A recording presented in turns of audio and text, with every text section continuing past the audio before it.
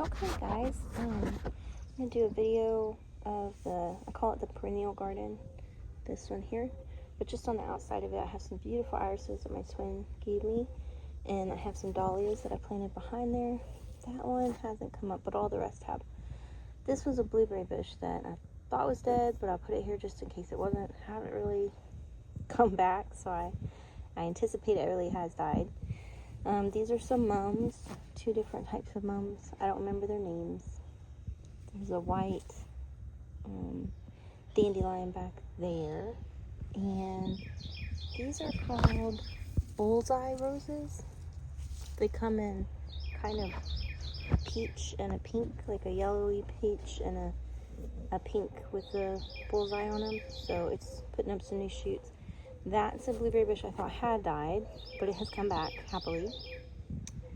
These are Babington leeks. This is another Primark Freedom blackberry bush. It's really big, and it gives me a lot of wonderful blackberries.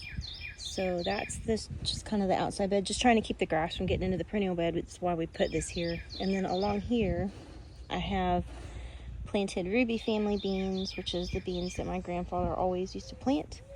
And I ate my Nana's beans growing up, so it's be a bit of a stretch to get to this cattle panel, but I know they grow big enough to do that. So there's that. And then let's go over here.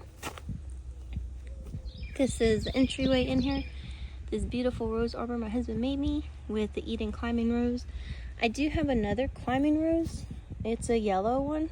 They look kind of pale and white right now, but I'm hoping it will grow up here.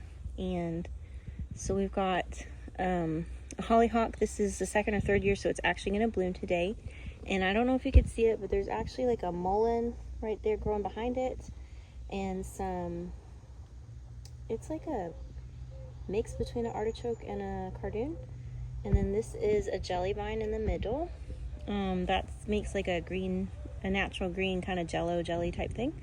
And so here's the entrance. There are red wasps. For some reason they like this wood, so hopefully they don't get too grumpy. Okay, so these are multiplier onions. I lost most of my multiplier onions last year, but they have come back. I just put the tape, this drip tape. So these are some sunflower seeds I planted. And in here, there are some perennial natives. That's some catnip, and that's a coreopsis. And those are some more multiplier onions that I just kind of threw some extras I had in there, and I'm glad I did. Because like I said, I lost most of it to like that black mold that can get on some onions if it's, it's just kind of from the soil. So here I have planted some cucumber seeds. So hopefully, it's just that kind of time of year where I hope they come up. I hope the bugs don't eat them. We'll just kind of see. So through here is a weeping Yapon holly. It's a female. I had read that the highest caffeine content is in female weeping Yapon holly, so that's why I got that. There was a sea kale that's gone there for years, but it hasn't come back yet, so I'm not sure if it's died or not. This is a variegated willow and lemon balm. There's some orange mint that grows back there.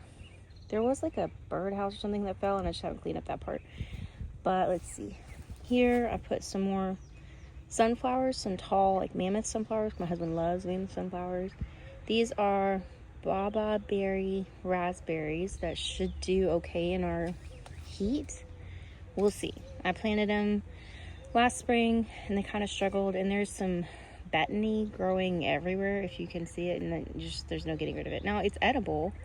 The tubers look like grubs, but you can eat them, but it goes everywhere. It's really hard to get rid of. This is a French sorrel. I actually do have here and then right there, right here, Katuk plants. I don't know if they're going to come out or if they're just dead. We're just waiting to find out.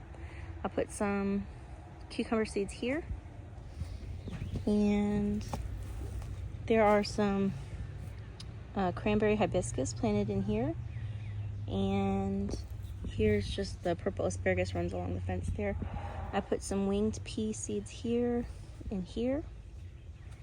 Over here is my bay laurel that had a stalk, but that one died. It put up a new one, so we're just kind of letting that go and seeing how that goes this year. Back there with the orange little tag is some sunflower seeds. I don't remember what I planted there. I planted something where that like green stick is, but I don't remember what it is. Here is a white chayote. This one is a Kong, and it looks like it really died in the sun, so I planted things out, and then it got really hot. And you'll see later, like, my tomatoes look pretty rough too. So I'm hoping that this will come back. Like, it still looks like a healthy vine, but the leaves have definitely died and suffered. Here I have planted some watermelon seeds and also some roselle. Roselle gets really tall, and hopefully the watermelon will just kind of take off, and I can run it along the, you know, base here of all of these beds, because it will run quite a bit. And then over here is our pineapple pear that we planted. I topped it. I'm waiting for it to leaf out because it had a really sharp V crotch, and that's just not good for long-term growth. This is a perennial arugula. It's pretty tasty, but it does go everywhere. So like you can see, there's little babies everywhere. This is elephant garlic. I did put some sunflower seeds all along here that are a little shorter and fuzzier looking. This was what I could salvage from my multiplier onions right here, which was about 6 onions. These are Egyptian walking onions, and those are perennial leeks. And in here, like in those blue markers, if you can see them, is where I put my emerald okra. I've got 4, hopefully 4, you know, will come up spots. That's my favorite okra. It stays tender while it's really long. So I just pretty much plant that one from now on. And then that's a French tarragon. That is perennial. That is the true culinary tarragon, not like there's some weird tarragons that they sell, but oh, there is a dewberry. Look, can you see it? That's so annoying. I have to dig it up. Oh my goodness. Anyway, that's the perennial bed, and I call it the perennial bed because just about everything in here at one time, like these onions and stuff, were all just only perennial plants and food. However, I do find myself with like open spaces here where I do try to put some annual things nowadays. So that's that garden.